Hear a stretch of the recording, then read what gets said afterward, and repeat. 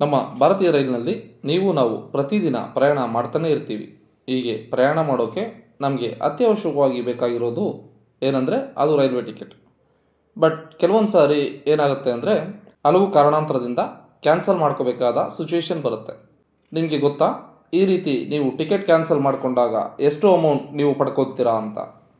ಅದರಲ್ಲೂ waiting list, RAC, Tatkal ticket cancel ಮಾಡಿಕೊಂಡ್ರೆ ಎಷ್ಟು ರೀಫಂಡ್ ಬರುತ್ತೆ ಅಂತ ಗೊತ್ತಾ?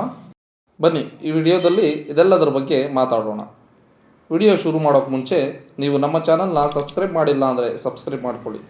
ಓಕೆ, ರೈಲ್ವೇಸ್ನಲ್ಲಿ ಯಾವುದೇ ಟಿಕೆಟ್ ಕ್ಯಾನ್ಸಲ್ ಮಾಡಿದ್ರೆ ಎಷ್ಟು ರೀಫಂಡ್ ಸಿಗುತ್ತೆ ಅಂತ ನೋಡೋದಾದರೆ ಅದು ಈ ಎರಡು ಅಂಶದ ಮೇಲೆ ಡಿಪೆಂಡ್ ಆಗಿರುತ್ತೆ. ಮೊದಲನೇದು, ನೀವು ಯಾವ ಕ್ಲಾಸ್ನಲ್ಲಿ ಅಂದರೆ AC ಅಥವಾ ಸ್ಲೀಪರ್ ಕ್ಲಾಸ್ನಲ್ಲಿ ಬುಕ್ ಮಾಡಿದ್ದೀರಾ ಅಂತ. ಎರಡನೇದಾಗಿ, ಯಾವ ಸಮಯದಲ್ಲಿ ಕ್ಯಾನ್ಸಲ್ ಮಾಡ್ಕೋತಿದ್ದೀರಾ ಅನ್ನೋದ್ರ ಮೇಲೆ ಡಿಪೆಂಡ್ ಆಗಿರುತ್ತೆ. ಉದಾಹರಣೆಗೆ, ನಿಮ್ಮ ಟಿಕೆಟ್ ಕನ್ಫರ್ಮ್ ಆಗಿರುತ್ತೆ, ನೀವು ಟಿಕೆಟ್ನ ಕ್ಯಾನ್ಸಲ್ ಮಾಡ್ಕೋಬೇಕು ಅಂದ್ಕೊಂಡ್ರೆ ಅದರಲ್ಲೂ ಟ್ರೈನ್ ಡಿಪಾರ್ಚರ್ ಟೈಮ್ಗಿಂತ 48 ಗಂಟೆ ಮುಂಚಿತವಾಗಿ ಕ್ಯಾನ್ಸಲ್ ಮಾಡಿಕೊಂಡ್ರೆ ಈ ಸಿಚುಯೇಷನ್ನಲ್ಲಿ ನಿಮ್ಮ ಟಿಕೆಟ್ ಫಸ್ಟ್ AC ಆಗಿದ್ದರೆ ₹240 ಪ್ಲಸ್ GST, ಸೆಕೆಂಡ್ AC ಆಗಿದ್ದರೆ ₹200 ಪ್ಲಸ್ GST, 3 ಟೈರ್ ಅಥವಾ 3 tier economy AC chair car ಆಗಿದ್ದರೆ ₹180 plus GST per passenger cut ಮಾಡಿಕೊಂಡು ಬಾಕಿ ಹಣವನ್ನು ರೀಫಂಡ್ ಮಾಡಲಾಗುತ್ತೆ. ಅದೇ ನೀವೇನಾದರೂ ಸ್ಲೀಪರ್ ಟಿಕೆಟ್ ಕ್ಯಾನ್ಸಲ್ ಮಾಡ್ಕೊಳ್ಳೋದಾದರೆ ₹120, ಸೆಕೆಂಡ್ ಸಿಟ್ಟಿಂಗ್ ಕ್ಯಾನ್ಸಲ್ ಮಾಡ್ಕೊಳ್ಳೋದಾದರೆ ₹60 ಕಟ್ ಮಾಡಿಕೊಂಡು ಬಾಕಿ ಹಣವನ್ನು ಹಿಂದಿರಿಸಲಾಗುತ್ತೆ. ಇದರಲ್ಲಿ ನಾವು ಗಮನಿಸಬೇಕಾದ ವಿಚಾರ ಏನಪ್ಪ ಅಂದರೆ, AC ಕ್ಲಾಸ್ ಟಿಕೆಟ್ ಕ್ಯಾನ್ಸಲ್ ಮಾಡಿಕೊಂಡ್ರೆ ಕ್ಯಾನ್ಸಲೇಷನ್ ಚಾರ್ಜಸ್ ಜೊತೆ GST ಕೂಡ ತೆಗೆದುಕೊಳ್ಳಲಾಗುತ್ತೆ. ನಾನ್ AC ಕ್ಲಾಸ್ನಲ್ಲಿ ಯಾವುದೇ GST ಕಟ್ ಆಗೋಲ್ಲ.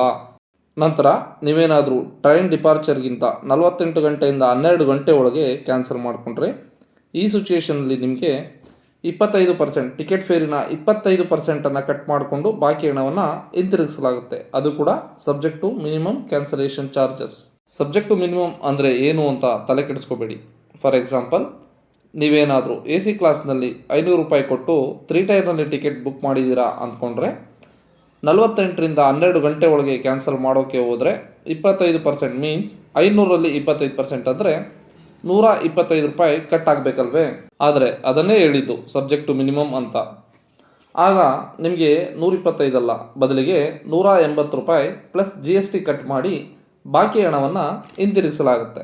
ನೆಕ್ಸ್ಟ್ ಸಿಚುಯೇಷನ್ ನೋಡೋದಾದರೆ, ನೀವೇನಾದರೂ ನಿಮ್ಮ ಕನ್ಫರ್ಮ್ ಟಿಕೆಟ್ನ ಟ್ರೈನ್ ಡಿಪಾರ್ಚರ್ಗಿಂತ 12ರಿಂದ 4 ಗಂಟೆ ಮುಂಚಿತವಾಗಿ ಕ್ಯಾನ್ಸಲ್ ಮಾಡಿಕೊಂಡ್ರೆ ನಿಮ್ಮ ಟಿಕೆಟ್ನ 50% ಅಂದರೆ ಅರ್ಧದಷ್ಟು ಹಣವನ್ನು ಕಟ್ ಮಾಡಿಕೊಂಡು ಬಾಕಿ ಹಣವನ್ನು ಹಿಂದಿರುಗಿಸಲಾಗುತ್ತೆ.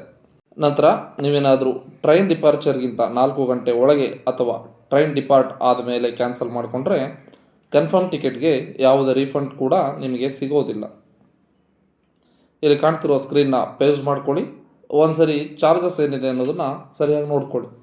ಇನ್ನು ಚಾರ್ಟ್ ರೆಡಿ ಆಗೋಕ್ಕೂ ಮುಂಚೆ ಅಥವಾ ಚಾರ್ಟ್ ರೆಡಿ ಆದ ನಂತರ ಟ್ರೈನ್ ಹೊರಡೋ 30 ನಿಮಿಷ ಮುಂಚೆವರೆಗೂ ನಿಮ್ಮ RAC ಅಥವಾ ವೆಯ್ಟಿಂಗ್ ಲಿಸ್ಟ್ ಟಿಕೆಟ್ನ ಕ್ಯಾನ್ಸಲ್ ಮಾಡಿಕೊಂಡ್ರೆ AC ಕ್ಲಾಸ್ ಆದರೆ ₹60 ಪ್ಲಸ್ GST, ನಾನ್ AC ಕ್ಲಾಸ್ ಆದರೆ ₹60 ಕ್ಲರ್ಕೇರ್ ಚಾರ್ಜ್ ಕಟ್ ಮಾಡಿ ಪೂರ್ತಿ ಅಮೌಂಟನ್ನು ರೀಫಂಡ್ ಮಾಡಲಾಗುತ್ತೆ.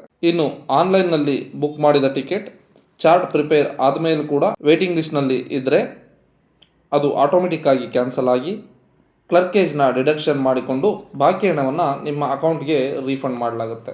ಬಟ್ ಇಲ್ಲಿ ಕನ್ವೀನಿಯನ್ಸ್ ಫೀಸ್ ಅಂತ ಏನು ಕಟ್ ಮಾಡಿರ್ತಾರೆ ಆ ಹಣವನ್ನು ರೀಫಂಡ್ ಮಾಡಲಾಗೋದಿಲ್ಲ. ಇನ್ನು ತತ್ಕಾಲ್ ಟಿಕೆಟ್ ಬಗ್ಗೆ ಹೇಳೋದಾದರೆ, ಯಾವುದೇ ಕನ್ಫರ್ಮ್ ತತ್ಕಾಲ್ ಟಿಕೆಟ್ನ ಕ್ಯಾನ್ಸಲ್ ಮಾಡಿಕೊಂಡ್ರೆ ರೀಫಂಡ್ ಇರೋದಿಲ್ಲ. ಆದರೆ ವೇಟಿಂಗ್ ಲಿಸ್ಟ್ನಲ್ಲಿ ಇದ್ದರೆ ₹60 ಕಟ್ ಮಾಡಿ ಬಾಕಿ ಹಣವನ್ನು ಹಿಂದಿರುಗಿಸಲಾಗುತ್ತೆ.